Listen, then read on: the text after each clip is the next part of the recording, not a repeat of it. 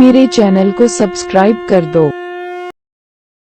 संबंधित क्या मुझे श्री रामकृष्ण के अगले अवतार बावउल के बारे में जानकारी मिल सकती है?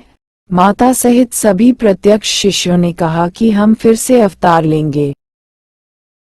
अगर आपने श्री रामकृष्ण की गाथा पढ़ी है तो उसमें श्री श्री ठाकुर खुद कहते हैं कि उनका जन्म 200 साल बाद उत्तर पश्चिम दिशा में होगा। और भी रोचक बात यह है कि इस मुद्दे पर 2 किताबें हैं। एक है वे भगवान के साथ रहते थे और दूसरी है भगवान के साथ कैसे रहें। इन दोनों पुस्तकों के लेखक स्वामी चेतनानंद हैं। पहली किताब में श्री रामकृष्ण की भतीजी लक्ष्मी के बारे में एक अध्याय है। पवित्र माता शारदा देवी और उनकी भतीजी लक्ष्मी के बीच एक बातचीत के दौरान ठाकुर बताते हैं कि उनका फिर से जन्म होगा और पवित्र माता और उनकी भतीजी दोनों को उनके साथ जाना होगा।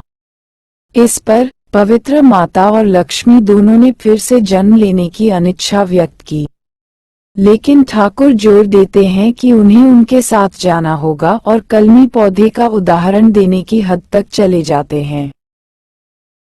दूसरी पुस्तक में स्वामी चेतनानंद ने इस विषय पर एक विशेष अध्याय लिखा है, जिसमें आपको इस विषय पर सभी संभव जानकारी दी गई है। 200 वर्षों का हिसाब कैसे रखा जाए?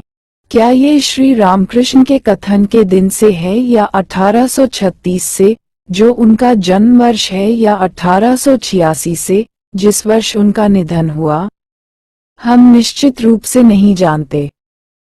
हालांकि जब एक बार स्वामी विवेकानंद से ऐसा ही प्रश्न पूछा गया था तो उन्होंने स्पष्ट रूप से कहा था कि वे ऐसी चीजों के बारे में सोचने के बजाय अवतार के सिद्धांतों या शिक्षाओं पर अधिक जोर देंगे।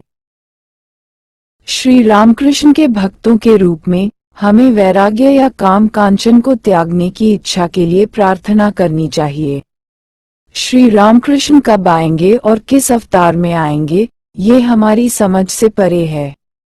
और जैसा कि उन्होंने भविष्यवाणी की है, जब वे अगली बार आएंगे तो वे बहुत से लोगों को मुक्ति दिलाएंगे, और जो लोग मौका चूक जाते हैं उन्हें लंबे समय तक इंतजार करना होगा।